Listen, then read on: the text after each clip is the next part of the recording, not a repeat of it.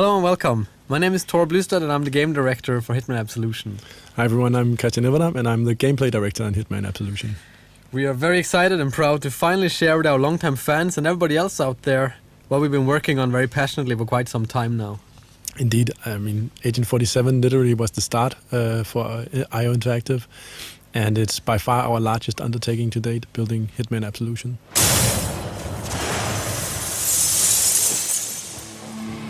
Yeah, so during the next minutes we'll talk you through a portion of the game that takes place in a dark and rainy Chicago, and we catch up with Agent 47 on a quite different type of journey to previous Hitman games.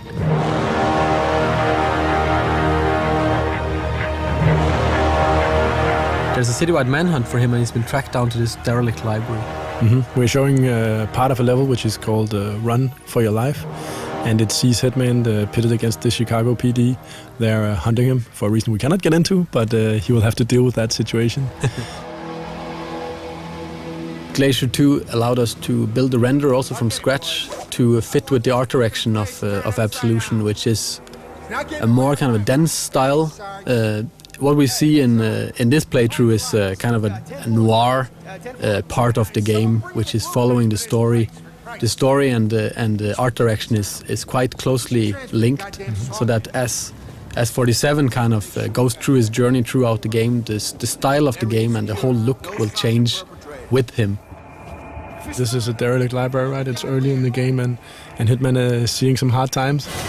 And later, as he hopefully succeeds, the environments will change to reflect that, right? Yes, and also, I mean, this part of the game is called Run for Your Life. So this is where there's a manhunt. He's been compromised. He's on the run, and he starts empty-handed. So it's perfect for us to show off our mechanics in a natural way, where we kind of build up the character throughout this playthrough. And as you can see here, coming up is one of the new features we introduced in Absolution, which is Instinct. Yeah. As you've seen, Agent 47 can sense his enemies through walls, and he can see or try to predict the path they're going to take.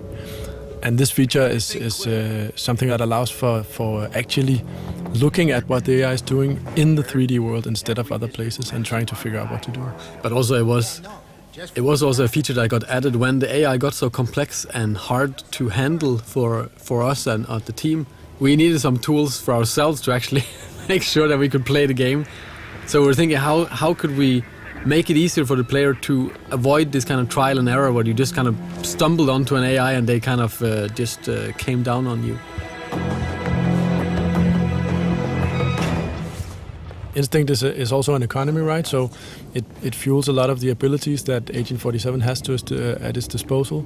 And this also means that, how much you use it will also depend on what difficulty you're playing the game. On the easier difficulties, it will be quite abundant. But on the harder difficulties, you have to really make some choices about what you want to do. Do I want to check for enemies? Do I want to use my disguise powers? Or what do I want to do? You can't find them at the light. Yeah, I hear you. I hear you. Oh. We can see Agent 47 is messing around with poor Fisano. I think when this trailer went live, we got a lot of feedback on the Fisano character, right? Just that the Sarge is, giving a hard time, and why did we kill him and all that stuff. And obviously, we wanted to show just how much you can actually invest emotionally in a simple police officer, and by choosing to kill him in the end, you actually you kind of feel how much you actually attached to this guy even if it's only for minutes, right? And obviously you are free not to kill him. It's perfectly up to the player, completely up to the player what he wants to do. Yeah, I mean we are kind of showing off one kind of version of a Hitman in our playthrough, but it's all up to the player when they eventually get their hands on this by themselves to choose which kind of Hitman they want to be here and how they want to play out. If they want to kill the Sarge because they think he's an asshole, that's perfectly fine. It might be a little difficult to get to him because he's kind of surrounded by cops, but it is possible. And if you want a little kind of poetic justice in your playthrough, knowing our players, I think quite a few will.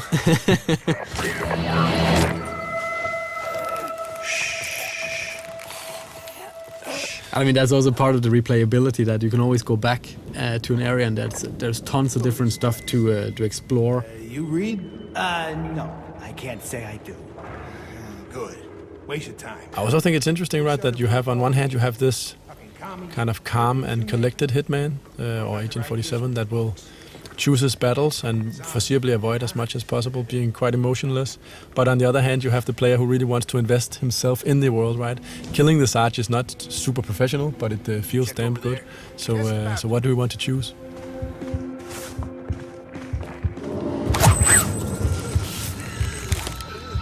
We've been spending a lot of time with our AI trying to build it's the most complex AI we built to date, and we have what we call an intelligence spectrum that allows the AI a far more nuanced behavior than ever before. While in the old games it was very kind of binary or kind of black and white, that you went into a situation and if either they knew you or they didn't, if they found you out, every AI in the world, every NPC would just come down on you and try to kill you.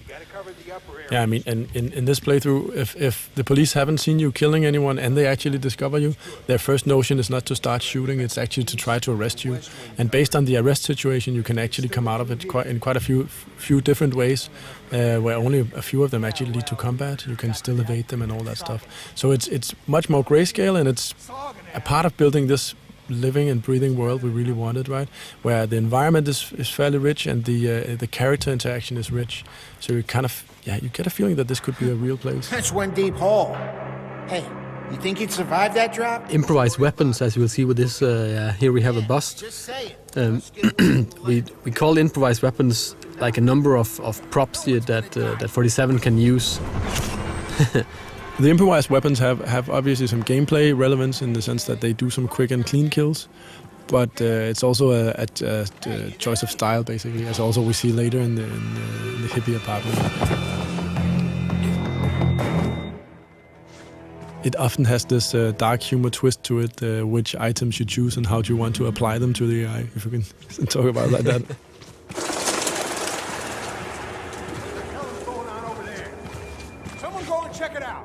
Got it, we're on it.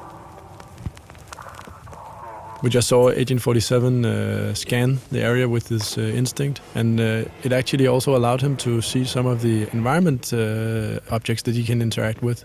So it's also, besides from showing you what the AI is doing, it can also help give you some hints as to, is there a ledge I can climb, or is there an object I can interact with? Ah, Sergeant Meyer. See, you still can't sniff a fart out of your own ass. So the Sorganash boys are coming in for the briefing. Yeah, we needed a lot of cops in this library, and it was we needed to kind of pour more and more in as the player goes through, so the stakes gets higher towards the exit here with the red light in the far distance. That's also part of how the AI will handle combat. If you choose that path, it can actually spawn in better equipped enemies to confront you. Oh, yeah. So you should be careful about what path you take. Yeah, I mean, if you start a big fight in here, you will risk that SWATs are kind of spawned into this area as well, which will make it quite a lot difficult. Come on, fucker, work. So here we finally got our hands on a gun, and we really wanted to show off a little bit of combat. But this is just one way of kind of ending this part of the level. Sure you pussies ain't... What's not maybe super apparent here is that this is just one path, right? You can actually you can take other paths, and you can also, but just from this point, actually both do stealth and action, right? But as we also mentioned, we really wanted to emphasize the Fisano story, and in this case, that means an unhappy ending for him. Yeah. But it's also good for drama. Not so good for him, though. No. And as you can see, hopefully that the whole action part of Absolution, shooting weapons and all that stuff is something we gave an upgrade, a literal upgrade from the previous games, right? We have a cover system, aiming and shooting feels snappy and responsive. So that part is not, it doesn't feel like the game abandons you, it more feels like it's a natural part of the game. And again, you're free to duck in and out of combat as you choose. Yeah, I mean, if you retreat from combat, then they will eventually stand down and maybe not into talking about their daily lives anymore, but at least into something more forgiving.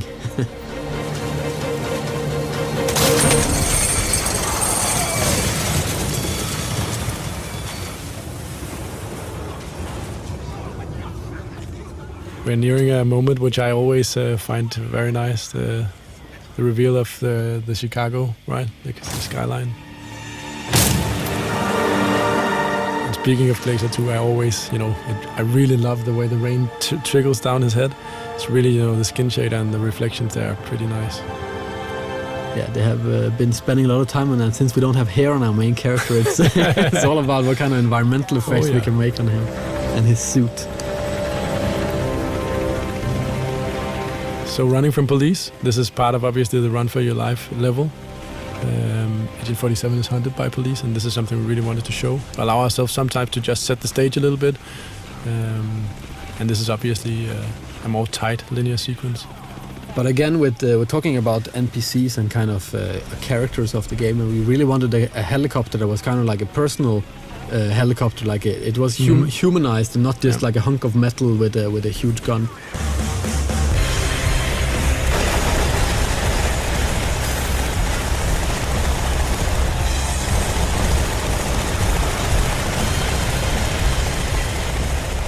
And also this pigeon coop is good for showing off some destructible props and other things.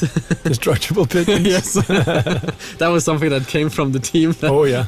I really didn't see that coming, but in the end it was a discussion of how many pigeons to be killed, if it was 4 or 2 or 6.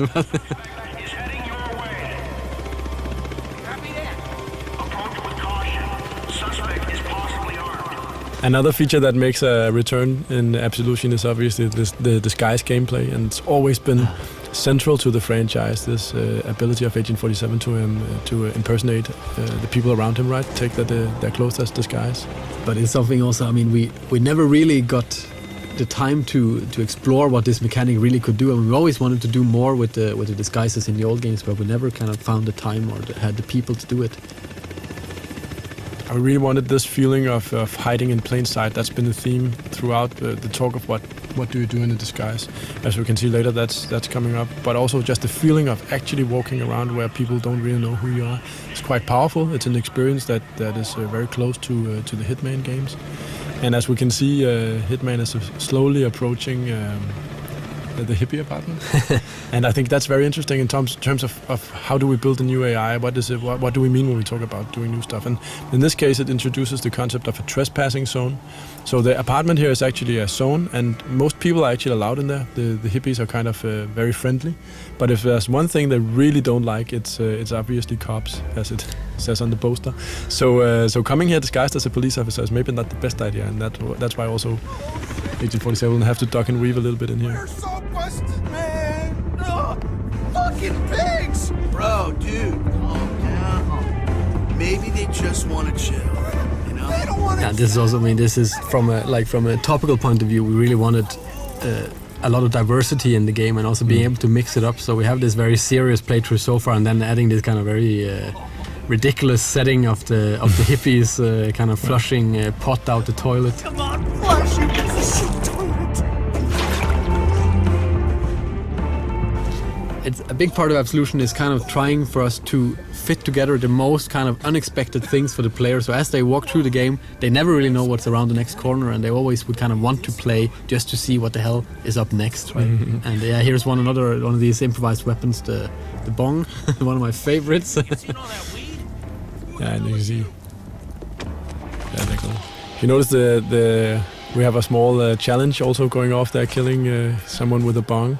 And throughout the game, there are a multitude of different challenges you can try to pursue as a player. And this is also tied into all the different weapons, the improvised weapons and others, that the way you use them is also tied into all these challenges. So here coming up is actually the use of the instinct power while wearing a disguise. So this will allow Agent 47 to fool enemy AI for a brief period while burning off instinct.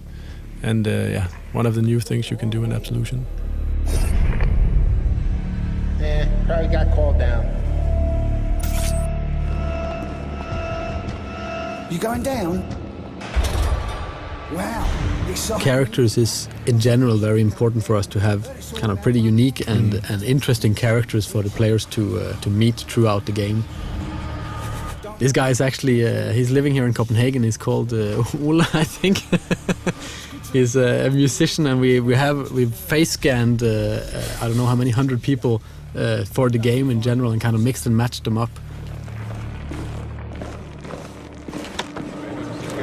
No, we haven't got any reports. No eyewitnesses from anybody. For the ending of this playthrough, we really wanted kind of a big ending, and we made this lobby area that really it kind of cries out for a big shootout. But instead of doing that, we kind of wanted to show off another one of the disguise mechanics, which we call hiding in plain sight. Which in this, in the case of the police officers, it's using these kind of donuts that are kind of placed around the level. I mean, and throughout the game, you'll have to learn or figure out which disguise fits with which environment interactions, and this is a good example of it. Also, just saying that it's still very much a stealth or outsmarting game, so most people will not choose necessarily to shoot people as their first choice. But I mean, for those that really want a big fight, I mean, they can always just bring out some guns and try. We're coming to the end, which also features another very, very big thing for us, which has always been a part of the Hitman games as well, which is the crowd system. And it's safe to say that this time around it's also seen quite a development, something you can look forward to. Yeah, this is just a little tease. Yeah, definitely.